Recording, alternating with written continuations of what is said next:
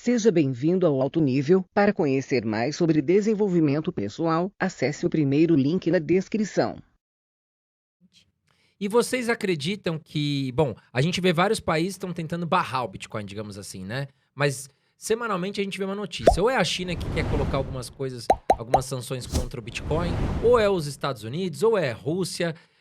Inclusive você falou que El Salvador já colocou a moeda como principal. E depois nós vamos conversar. Vocês acho que tiveram lá em El Salvador pessoalmente para ver como é que está funcionando isso.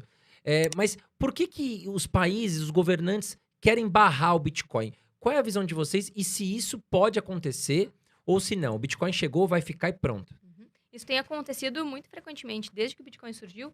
Por exemplo, a China já proibiu e desproibiu, ou proibiu várias vezes sem ter desproibido antes, né? A gente tem visto a Índia, a Rússia também falando sobre proibição. Mas o que a gente tem observado é que toda vez que um país proíbe, logo na sequência, a gente vê um aumento das transações de pessoa para pessoa.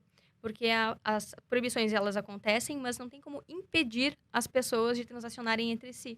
Então, a gente vê um aumento da negociação. Então, acaba sendo um tiro no pé, que é o chamado efeito Streisand. Toda vez que você proíbe algo, aquilo chama tanta atenção, as Mas pessoas é querem assim tudo, tanto... né? Você Exato. proíbe o pessoal de fazer um negócio, eles vão e fazem, né, Raul? É impressionante isso, é igualzinho.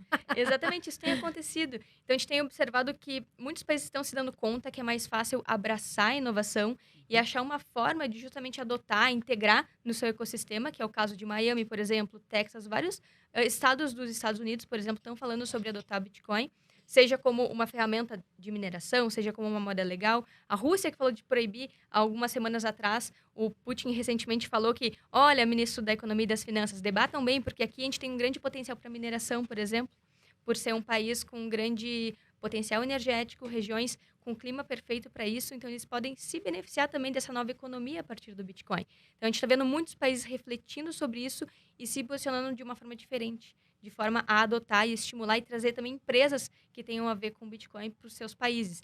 E isso os Bitcoiners falam tanto que é a teoria dos jogos, né? Que não adianta você proibir. Bitcoin ele traz todos os incentivos para que as pessoas adotem, seja por bem, querendo trazer inovação, ou por mal, numa situação de inflação, ou quando a economia colapsa, como é o caso do Zimbábue, da Venezuela, da Turquia, que a moeda por lá está colapsando, né? A Turquia perdeu 40% de valor a moeda, né? A lira turca no último ano. O Zimbábue também teve 500% de inflação no último ano. Então, são locais que a gente percebe que é onde a população está mais buscando Bitcoin e criptomoedas. Então, ou a adoção vai vir no amor, né, por as pessoas adotando e querendo empreender e querendo usar, querendo acumular, ou na dor, por uma situação de inflação, por exemplo. E sabe o que é interessante? Até ontem eu estava conversando com um amigo meu sobre essa questão que você citou, por exemplo, Venezuela, Zimbábue, países, até o Afeganistão, se a gente falar.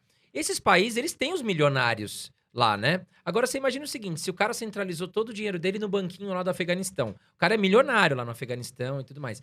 Só que agora chegou lá o Talibã, tomou conta do Afeganistão, o cara que era milionário pode ficar pobre da noite pro dia. E ontem conversando com um amigo meu, ele tem alguns imóveis físicos, ele não gosta muito de investir em criptomoeda, dolarizar o dinheiro, ações e tal. Ele tem medo, ele fala, não, eu lembro do Collor, quando o Collor entrou né, e congelou a poupança e tudo mais. Eu falei, cara, pode existir vários cenários. A gente pode entrar agora um governo ditador no Brasil e não é impossível de acontecer isso. Mas pode acontecer. E teus imóveis também vão derreter, vão desvalorizar. Pode acontecer uma guerra, um dia a gente não sabe. Então, o importante, é até um recado para os nossos telespectadores aqui, é diversificar. Tenha um pouco de cripto, tenha um pouco de dólar, ações, imóvel físico, enfim, cada um tem um perfil. Mas não consolide todos os investimentos numa cesta só. E eu lembrei disso porque você citou a questão da Venezuela. Então imagina lá, a Venezuela virou um caos. O cara que ele investe em cripto, beleza, ele arruma a malinha dele, vai para um outro país e as criptos dele estão protegidas. Por quê? Não tá presa ao governo ali da Venezuela. É bem interessante isso que a Carol citou, né, Carol? Até inclusive vocês estavam falando sobre El Salvador, vocês estiveram lá, né?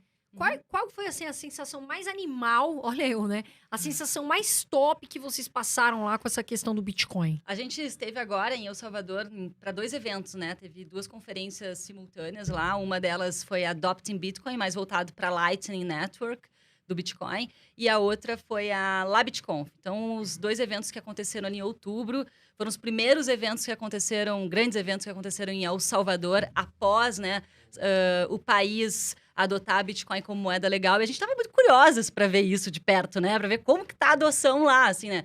E o que mais nos surpreendeu foi que, de fato, no litoral, nas praias, onde, de fato, esse projeto de educação Bitcoiner começou, as pessoas estão realmente aceitando o Bitcoin como moeda nos comércios, nos locais, nos estabelecimentos, nos hotéis. Isso foi muito legal. Mas acho que a experiência Até mais... pra tomar um café. Pá, Até para tomar um café. pago ali com o Bitcoin. Tudo.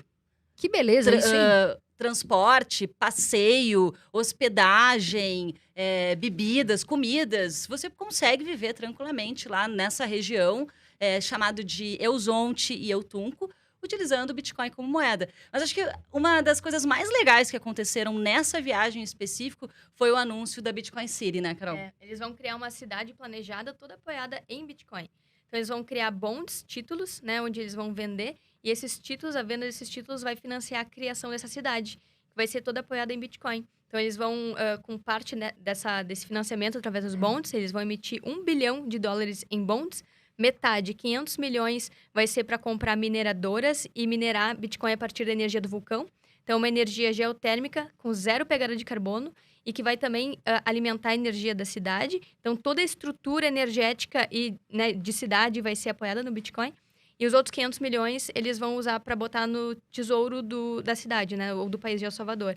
Então, eles vão fazer as duas coisas. Construir a cidade apoiada em Bitcoin e ser um dos primeiros países também a anunciar que vai ter Bitcoin nos seus cofres. Então, isso muda muito a dinâmica, né? Porque hoje os países, quando precisam de financiamento, eles recorrem ao FMI. Então, um país não precisar do FMI, um país que antes dependia completamente do dólar e da política monetária do dólar, conseguir se apoiar num outro tipo de política monetária que não vai mudar, que é descentralizado, que não depende de um governo ou de um partido político que está no poder naquele momento, é extremamente revolucionário.